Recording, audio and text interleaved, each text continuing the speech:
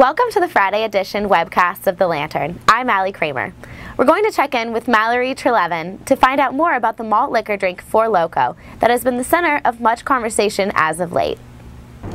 The alcoholic energy drink Four Loko, also known as Blackout in a Can, is causing quite a stir among universities across the country.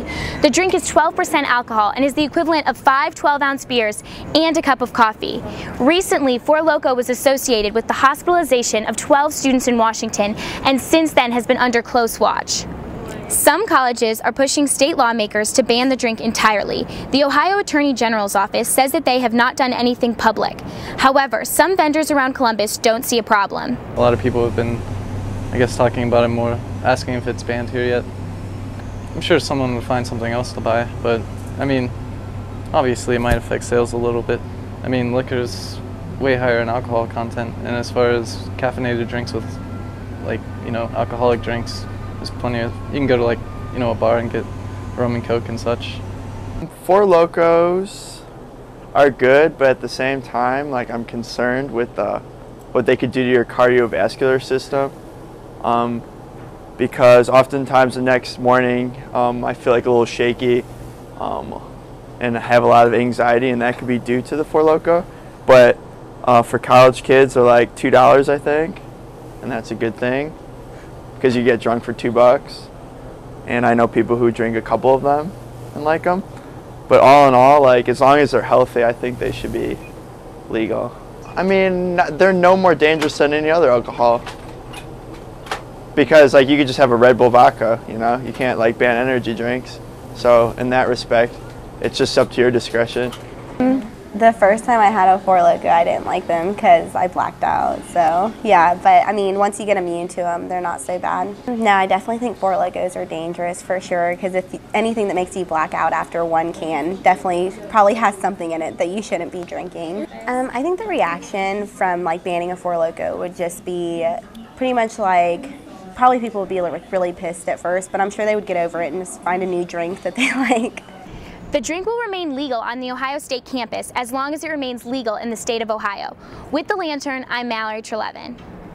Thanks, Mallory. Jason Stuckart, the drum major that leads the best damn band in the land, explains the pride he feels when taking the field every Saturday. You're nervous, you're excited, you have 192 of your closest friends surrounding you, wishing you luck. So it's a blast when you finally break into the light of the stadium and the crowd goes wild and they're all cheering for the band. There's no feeling like it. It's such a rush, it goes by so quick, but you feel lighter than air, and it's a blast doing it. It never gets old. After you're on what's called D-Row for a year, then you have the opportunity to try out in the spring for the position of either head or assistant drum major. So you actually have to try out for the position. My best memory had to be my first pre-game ramp, my first game, OSU versus Marshall, and I remember the band was almost set in place on the field and I was standing alone in the tunnel, scared out of my mind. This was the first time I ever had done it.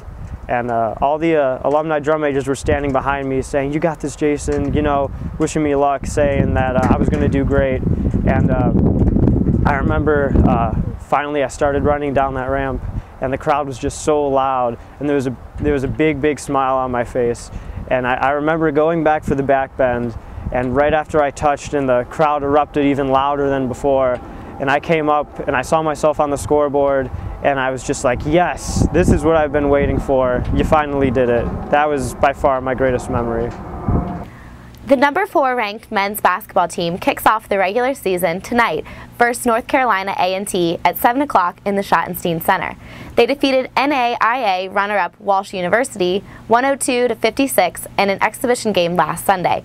Freshman phenom Jared Sullinger made his career debut with a team-high 22 points. The 9th ranked Ohio State football team takes to the field against number 23 Penn State on Saturday.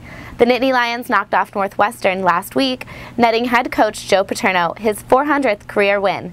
Kickoff is at 3:30 in Ohio Stadium. The 7th ranked Ohio State field hockey team received an at-large bid into the 2010 NCAA tournament and will face number 15 Albany at 2 p.m. Saturday at Penn State.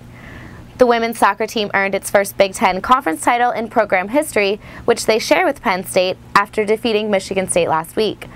The Buckeyes earned an automatic bid and number 3 seed into the NCAA tournament and are one of 6 Big Ten teams in the 64-team field.